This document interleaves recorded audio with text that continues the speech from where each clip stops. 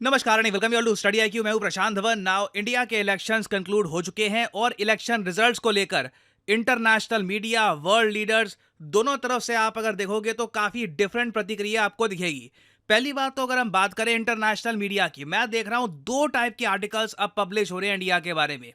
एक आर्टिकल या तो जो चाइनीज ऑथर्स हैं या फिर एशिया के जो बाकी देश हैं, सिंगापुर, मलेशिया, उनके ऑथर्स हैं, वो लगातार पब्लिश कर रहे हैं कि देखिए अब इंडिया की जो ग्रोथ स्टोरी है उसमें इतनी स्पीड आपको नहीं दिखेगी। जो ये 8% की ग्रोथ रेट हम दिखा रहे थे, अब उसको अचीव करना मुश्किल हो जाएगा। इनके हिसाब से India wants to be the new China. Modi shock election result shows it won't be easy.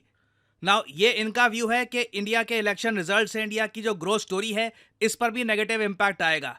दूसरी तरफ अगर हम देखें तो सीएनएन में कई जो इंडिया के ऑथर्स हैं वो कह रहे हैं कि ग्रोथ स्टोरी इंडिया की अभी भी बनी रहेगी। इलेक्शन को लेकर जो भी शौक आया हो, जो भी नंबर्स आए हो, इससे इंडिया का इकोनॉमिक बूम नहीं रुकने वाला। नाउ इनमें से कौन सही है कौन गलत है वक्त ही बताएगा। देखना होगा कि इंडिया क्या जो इंपॉर्टेंट रिफॉर्म्स हैं उनको पास कर पाएगा या नहीं। नाउ फिर अगर हम बात करें विशेष की फ्रॉम वर्ल्ड लीडर्स, दुनिया भर के वर्ल्ड लीडर्स इंडिया को विश कर रहे हैं आज के समय। हालांकि मुझको एक बात ऐड करनी पड़ेगी, इंडिया का जो इमीडिएट नेबर है पाकिस्तान, वहां से अभी तक कोई भी पब्लिक विश इंडियन गवर्नमेंट को या पीएम मोदी को नहीं सेंड करी गई है। पाकिस्तान बिल्कुल चुप है। ऑल्दो पाकिस्तान का जो मीडिया है, मैं देख रहा था, ऑलमोस्ट इनके सारे ही बड़े मीडिया आउटलेट्स इंडिया के इलेक्शन को एक्सटेंसिवली कवर कर रहे थे। इंडिया के इलेक्शंस की जो न्यूज है, जो रिजल्ट की न्यूज है, ये फ्रंट पेज पे आई है इन पाकिस्तानी न्यूज़पेपर्स। और ओवरऑल पाकिस्तान का मीडिया कह रहा है कि पाकिस्तान को कुछ ज्यादा उम्मीद है नहीं कि अब इंडिया पाकिस्तान के रिलेशंस में एक बड़ा बदलाव आएगा। Now interestingly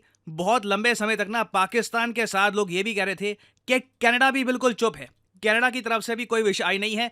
but in the and हमने देखा कि जस्टिन ट्रूडो का एक जो ऑफिशियल अकाउंट है as the prime minister of Canada, उनकी तरफ से एक स्टेटमेंट आई कि congratulations to the Indian prime minister on his electoral victory. और ऑफ कोर्स इस ट्वीट में इन्होंने ये भी ऐड कर दिया कि हमारे जो रिलेशंस हैं वहां पर मेन पॉइंट रहेगा human rights, diversity and the rule of law. Nijjar के केस की अभी भी ये थोड़ी सी यहाँ पर बात कर रहे हैं। और बाय द वे पॉसिबिलिटी है कि शहबाज शरीफ की जब चाइना विजिट खत्म होगी, अभी वैसे शहबाज शरीफ चाइना में है, जब उनकी चाइना विजिट खत्म होगी, 5 दिन की उनकी विजिट है चाइना की, उस पर हो सकता है कि मैं अलग से वीडियो लेके आऊं। अगर कोई इंपॉर्टेंट एग्रीमेंट वहां पे साइन होता है तो उसके बाद मे बी पॉसिबिलिटी है कि वो कुछ ट्वीट करेंगे। बट अभी के लिए पाकिस्तान तो बिल्कुल चुप है। और एक इंटरेस्टिंग बात यह भी है कि इंडिया के इलेक्शन रिजल्ट्स के बाद कनाडा की सरकार ने एक रिपोर्ट निकाली, वहां पर यह लिखा है कि इंडिया सेकंड बिगेस्ट थ्रेट है कनेडियन डेमोक्रेसी को आफ्टर चाइना। मतलब रशिया से भी ऊपर खतरा मानते हैं ये इंडियंस को। खैर ये हमने बात करी है कनाडा और पाकिस्तान की।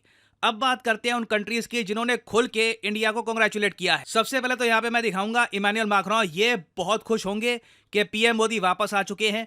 पीएम मोदी के अंडर ही इंडिया फ्रांस के रिलेशंस नई ऊंचाइयों पर पहुंचे हैं। इंडिया ने रफाल परचेज किया है फ्रांस से, सबमरीन डील्स की बात हो रही है और पॉसिबिलिटी है कि इन द फ्यूचर इंडिया और बहुत सारे रफाल परचेज करेगा फ्रॉम फ्रांस। तो इमैनुअल मैक्रों को इस बात की खुशी है कि जिस लीडर से इन्होंने कई सालों तक बात करी है, एक आप कह लीजिए अंडरस्टैंडिंग बिल्ड करी है, वही कंटिन्यू रहेगी। इनको अब एक नई गवर्नमेंट से डायरेक्टली बात नहीं करनी पड़ेगी। तो ऑब्वियसली फ्रांस यहां पर खुश होगा। फिर देखिए यूरोपियन यूनियन की जो चीफ है उर्सुला वॉन, इन्होंने भी कांग्रेचुलेट किया है पीएम मोदी को। पॉसिबिलिटी है कि आने वाले 5 सालों के अंदर अंदर इंडिया यूरोपियन यूनियन के बीच में एक हिस्टोरिक फ्री ट्रेड एग्रीमेंट भी साइन हो जाए। बट उससे पहले आप देखोगे यूरोपियन यूनियन के खुद के इलेक्शंस होने हैं, वो भी बहुत ही इंटरेस्टिंग होगा कि यूरोपियन यूनियन में किस टाइप की सरकार बनती है। आई थिंक एक बार जब यूरोपियन यूनियन के इलेक्शंस भी खत्म हो जाएंगे, उसके बाद दोनों के बीच में फ्री ट्रेड एग्रीमेंट आराम से साइन हो पाएगा। फिर ऑब्वियस ही बात है, देखिए जॉर्जिया मेलोनी का मैसेज आना ही था, इन्होंने भी यहां पर कांग्रेचुलेट किया है। ऑब्वियस मैं इसलिए कह रहा हूं क्योंकि इटली होस्ट है G7 समिट का और पीएम मोदी का जैसे ही शपथ ग्रहण समारोह होगा 8 तारीख को, उसके बाद डायरेक्टली ये जाएंगे G7 समिट को अटेंड करने के लिए। और इवन दो इंडिया एक G7 कंट्री है नहीं, इंडिया को अलग से एज ए स्पेशल गेस्ट हमेशा इन्वाइट किया जाता है by the G7 countries. At least पिछले 5-6 सालों से हम देख रहे हैं कि ये एक नॉर्म बन चुका है। नाउ फिर हम बात करते हैं यूएसए की। यूएसए की जो विश है ये थोड़ी सी लेट आई थी, मगर बाइडन ने खुल के कांग्रेचुलेट किया है पीएम मोदी को और ये कहा है कि इंडिया और यूएस के रिलेशंस अब बढ़ने ही वाले हैं। आप एक बात नोट करना, कनाडा की जो विश है और बाकी कंट्रीज के जो लीडर्स हैं उनकी विश है, उसमें कितना बड़ा फर्क है। खैर यूएस तो बहुत ही जल्द अपने जो नेशनल सिक्योरिटी एडवाइजर हैं जेक सुलिवन, इनको भारत में भेजेंगे। ये बात करेंगे पीएम मोदी से।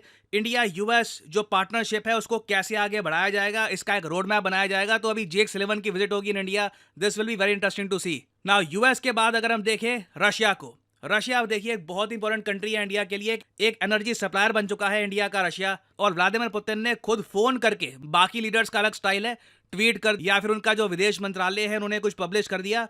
पुतिन डायरेक्ट फोन करते हैं और पता नहीं क्या फीलिंग आती होगी। मतलब आप फोन उठा रहे हैं, वहां पे लिखा है व्लादिमीर पुतिन कॉलिंग और पुतिन की शक्ल बनी हुई है।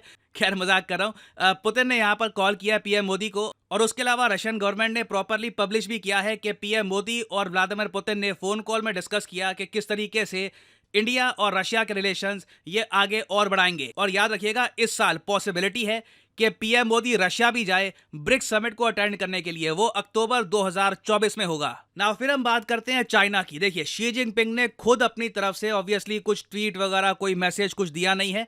चाइना का जो विदेश मंत्रालय है उनकी तरफ से एक बहुत ज़्यादा कोल्ड स्टेटमेंट आई है। बस ये कहा कि हम चाहते हैं कि स्टेबल रिलेशनशिप हो इंडिया के साथ और congratulations to PM Modi for the electoral victory. मतलब इनका जो विदेश मंत्री है वो चुप है, शी जिनपिंग चुप है। बस जो स्पोक्समैन है इनके विदेश मंत्रालय के, उन्होंने यहाँ पर स्टेटमेंट दी, वो भी तब जब एक जर्नलिस्ट ने उनसे पूछा। ना अब यहाँ पे आप पूछोगे इंडिया के आसपास जो बाकी देश है उनका क्या? बांग्लादेश, श्रीलंका, भूटान, नेपाल, मॉरिशस, मालदीव्स। देखिए इन सब कंट्रीज ने पीएम मोदी को कांग्रेचुलेट किया है। और पीएम मोदी का जो शपथ ग्रहण समारोह होगा 8 तारीख को, उसमें आप देखोगे बांग्लादेश, श्रीलंका, भूटान, नेपाल, मॉरिशस के जो लीडर्स हैं इन सबको इनवाइट किया जाएगा। इससे पहले मुझको याद है 2014 में जब पीएम मोदी सबसे पहले पीएम बने थे, तब इन्होंने सार्क कंट्रीज के लीडर्स को किया था इनवाइट। नवाज शरीफ भी इंडिया में आए थे।